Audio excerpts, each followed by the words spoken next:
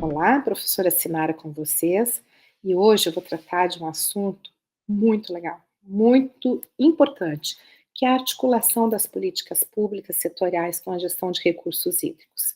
Eu acredito que muitos de vocês atuam em diferentes situações, né? Ou atuam ou vão atuar em diferentes atuações relativas a diferentes possibilidades que têm interface com as questões hídricas, sejam no contexto de gestores públicos que trabalham no município, com as competências municipais, né, desde nas questões ambientais, nas questões de ocupação do solo, nas questões também em empresas de saneamento, ou que são usuários de água, ou então que são reguladoras de serviços públicos, que também vão estar regulando vários serviços públicos relacionados às questões hídricas, né? Como é que o que que nos garante, além de todo um contexto de Sistema Nacional de Recursos Hídricos que a gente viu todos os entes, né, a gente aprendeu já sobre quem é que faz parte quais são aquelas regras formais, qual é o sistema formal, informal, né, de recursos hídricos, quais são as ferramentas que a gente tem em mãos para a gente é, é, planejar e gerenciar, regular as questões hídricas, como que a gente, aonde, em que segmentos de colegiados e quem que participa, onde que está o nosso representante se nós não estamos sendo representados, ou, enfim, a gente já sabe como é que isso funciona. Mas tem uma questão de transversalidade de políticas que estão na volta disso tudo. Por exemplo, o setor da navegação tem a sua política de navegação, de saneamento básico, da hidroenergia, do meio ambiente, a de irrigação, a de todos os usos, todas as questões pertinentes à segurança hídrica, enfim, a gente tem uma série de situações que estão à volta do funcionamento, as competências dos municípios, a gente tem todas umas questões à volta da nossa política, de como que a gente conduz a nossa gestão e regulação de recursos hídricos, né. E eu vou iniciar com algumas questões relativas à participação social, né. Atualmente, ainda bem, a gente tem um decreto que institui a Política Nacional de Participação Social, que é um mecanismo que fortalece, estimula, facilita o diálogo entre o governo e a sociedade civil. E está intimamente ligada com a nossa Lei das Águas e aos Objetivos do Desenvolvimento Sustentável. Ou seja, todo esse processo de participação, o controle social, faz com que a gente possibilite os menos favorecidos ou os vulneráveis, as comunidades, a sociedade vulnerável, tenham oportunidade de opinar e participar de todas as decisões das políticas públicas, das esferas governamentais, não apenas, e ainda bem, já estabelecidas na questão da política de recursos hídricos. A política de recursos hídricos, necessariamente, ela é participativa, descentralizada e participativa, mas nós já temos instrumentos de políticas públicas que nos garante isso. E isso faz com que a gente tenha uma simbiose muito grande a estas políticas de participação social ao nosso contexto de formulação, implementação, de controle, de acompanhamento, né, dos normativos das nossas leis das águas, né? E, inclusive, para se atingir o Objetivo de Desenvolvimento Sustentável, em especial o ODS 6, tá? Fazendo o quê? Se integrando, se formulando, se construindo, se controlando, cheio de gerúndios, fiscalizando ações, tá? E a gente tem também uma política muito simbiótica à questão de cuidado dos recursos hídricos, da regulação, que é a proteção ambiental. A gente tem uma política nacional de meio ambiente, tá? Estabelecida pela Lei 6.931 de 1981, tá? E aos fundamentos da Política Nacional de Recursos Hídricos e vários artigos dessa Política Nacional de Meio Ambiente são assim, olha, são simbióticas, estão completamente integradas. Ou seja, se a gente não tem uma proteção ambiental, que é a proteção da água, a gente não tem como fazer uma gestão uma regulação, uma implementação de preservação, conservação da água em parâmetros quantitativos para garantir usos múltiplos e qualidade de vida para hoje, para depois. Ou seja, a gente tem instrumentos que são assim, ó, as ferramentas da gestão, da proteção ambiental, são muito próximas às ferramentas da gestão de recursos hídricos. E aqui eu apresento várias delas, né? Dos fundamentos da nossa política, que a gente já viu, tem muita simbiose e similaridade de ações, principalmente na executabilidade. Não adianta a gente aprender isso no papel e na hora que vai colocar em prática não proceder desta forma, não entender que tem uma integração, que tem uma articulação com diferentes políticas públicas. Por vezes é tão difícil a gente fazer esse intercâmbio, articulação, integração, ter uma visão sistêmica dentro de uma própria entidade que a gente trabalha, imagina quando é em políticas públicas. É um esforço, é um desafio hercúleo, mas necessário, senão não dá certo. Vai ter alguma falha na eficiência, na eficácia ou na confiabilidade dessas questões de condução da gestão hídrica, certo?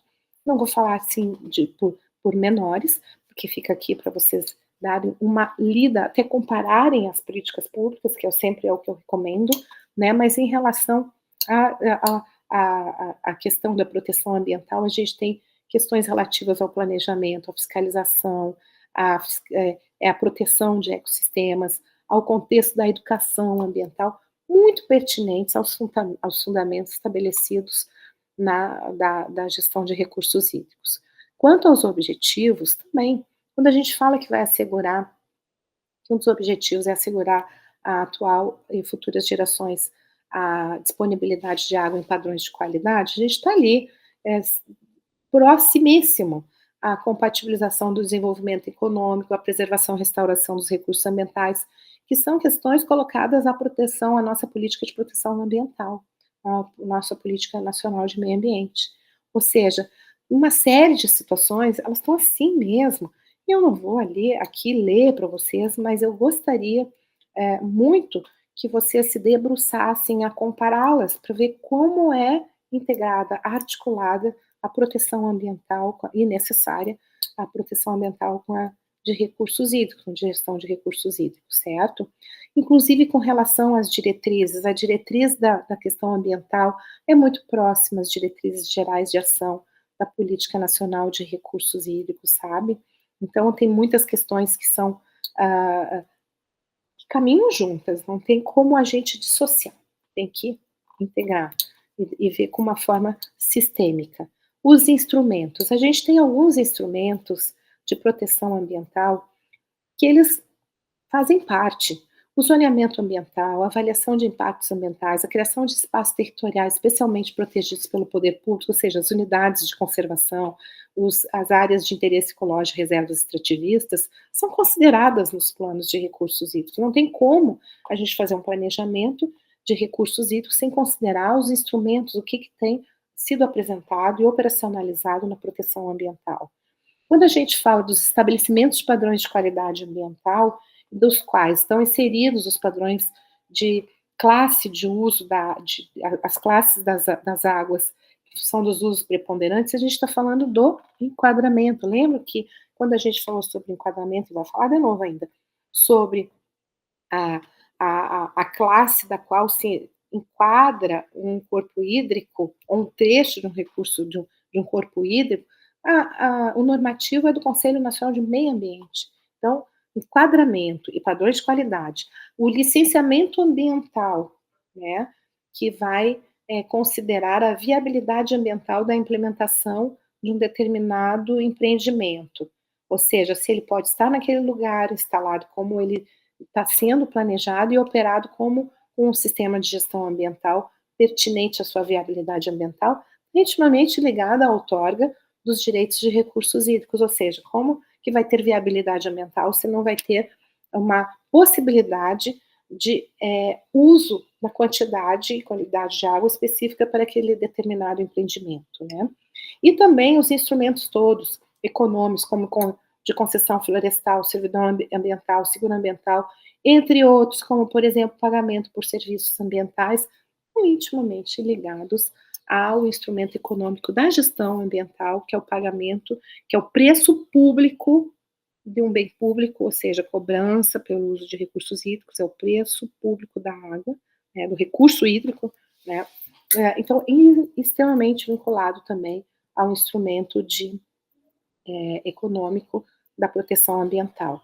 Com relação ao sistema de informações sobre recursos hídricos, insere tudo isso. Tem locais, em sistemas estaduais, que tem toda a parte dos dados para solicitação e efetivação dos instrumentos, mas é o mesmo sistema, é o sistema de meio ambiente, né? E só são links diferentes, são clusters diferentes, mas está ali todo num sistema, né, de possibilidades de ter as informações ambientais, os cadastros de atividades dos empreendimentos, enfim, muito perto do cadastro dos usuários, tem nomes diferentes, mas no mesmo sistema, né, porque estão muito próximos.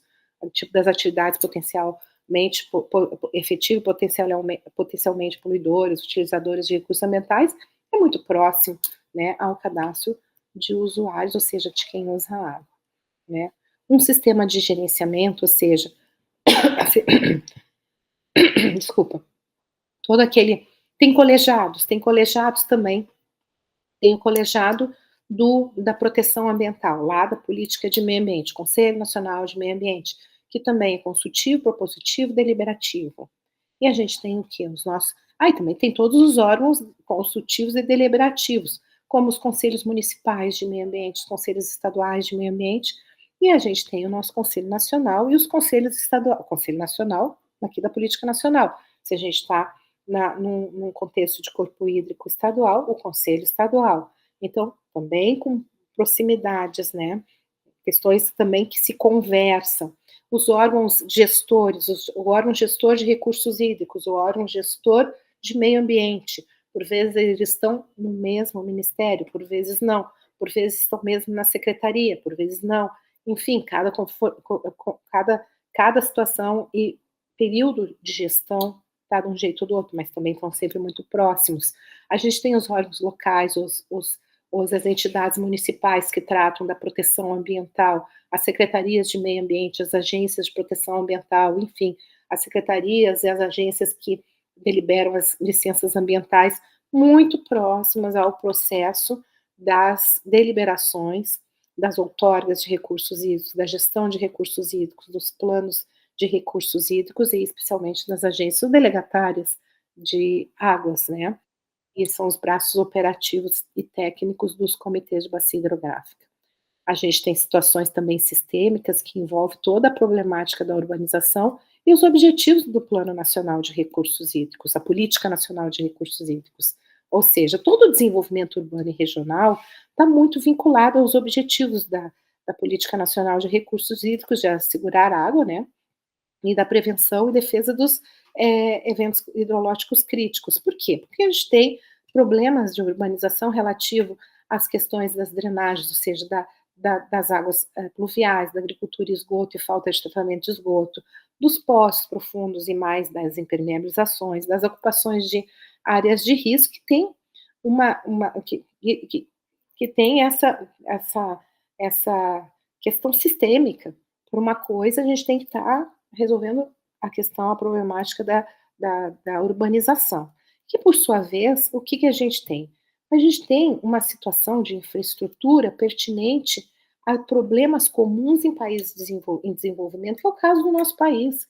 A gente tem grandes aglomerados urbanos, adensados, tudo, a gente já viu até aonde, né? Enfim, a gente tem ocupações adensadas, e por vezes sem nenhum planejamento, é uma urbanização espontânea, vai sendo ocupada, ainda deficitária, frágil ainda a atuação dos entes que têm essa competência, e por vezes a gente tem muito planejamento urbano que é seletivo, que não tem efetivamente uma participação de todas as camadas sociais, e nem muito menos de toda a sociedade. Então a gente tem planos diretores, por vezes ainda com planejamento muito seletivo, e aí ainda com ocupações irregulares de montão. E uma falta e realmente é desafiador a gente ter esse processo de gestão integrada de recursos hídricos, que a gente veja a gestão, a regulação da água, contextualizada de forma sistêmica e transversal às diferentes políticas setoriais e de planos e planejamentos regionais, enfim, de estratégias de desenvolvimento de uma região, do país, ou então do nosso estado, ou daquele contexto, ainda é muito desafiador. É muito desafiador. É tão desafiador quanto a gente conversar com o nosso colega do outro departamento que tem uma outra competência dentro da própria empresa essa pública ou privada. A única diferença da pública e da privada é que a da privada está trabalhando com bem privado e a pública com bens públicos, né? Enfim. Então, é um desafio e a gente tem, então, uma necessária um necessário entendimento e uma visão operativa dos instrumentos e do que tem disponível no marco legal do saneamento, no Código Florestal, no Estatuto da Metrópole, na Lei da Parcelamento de Uso do Solo, nos planos setoriais dos mais diversos, seja do turismo, da agricultura, do meio ambiente, enfim, do Código de Obras relacionadas às leis municipais de ocupação dos solos, planos diretores, enfim. Essa visão sistêmica intersetorial exige ações integradas, seja para a gestão de recursos hídricos com este enfoque, seja para o desenvolvimento urbano e regional, seja para a promoção da saúde, né, em função da política nacional e promoção da saúde, seja em relação ao combate à pobreza, para prevenir e combater todas as desigualdades no acesso da água, é impossível a gente ver só uma política, a gente tem que ver o todo. Tá? Se a gente não vê o todo, vai ficar algo de fora. Não tem como não. É desafiador? É. Mas que bom que vocês estão aí do outro lado da tela, me escutando para, opa, na minha área de atuação, eu tenho essa possibilidade de ter uma visão sistêmica, intersetorial e uma necessária ação integrada para a gente garantir. E aqui eu apresento para vocês questões que estão normatizadas e que têm um super a ver com a gestão de águas, mas também tem com a questão ambiental, que tem a ver com a gestão de águas, que tem a ver com o desenvolvimento regional, que tem a ver com o desenvolvimento urbano, e isso é lição de casa. A gente tem que dar uma olhada nisso. Né? E com a questão do saneamento, a gente tem que dar uma olhada nisso, seja enquanto gestor, enquanto um técnico, um trabalhador, um funcionário de uma empresa privada que seja usuária de água, ou como simplesmente e efetivamente um cidadão atuante no processo de tomada de decisão e na implementação de tudo aí que a gente tem, que está amplamente disponível a acessarmos. Mas a gente tem que aprender, inclusive, a acessar. Porque se a gente não conhece, não tem como cuidar. Se a gente não conhece a problemática, a gente não vai saber onde é que está a solução também, né?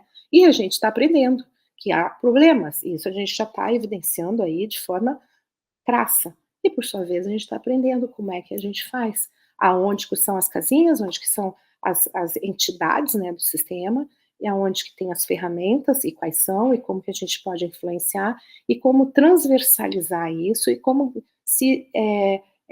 como proceder de forma legal, porque isso tudo está legalizado, está estabelecido em políticas, né? Em políticas setoriais, em políticas e programas e planos, enfim, e assim por diante. Aqui também o Estatuto da Metrópole, né, coloco aqui para vocês algumas informações, né, inclusive relacionados às questões relativas às unidades regionais de saneamento, Estatuto da Metrópole, que agora tem os blocos regionais, quer dizer, uma coisa vai linkando outra. Se a gente vê, a gente está interligado de uma forma sistêmica ao cuidado da água, porque a água faz parte do planeta, faz parte do nosso corpo, faz parte da vida, faz parte, é um pressuposto para o desenvolvimento, para para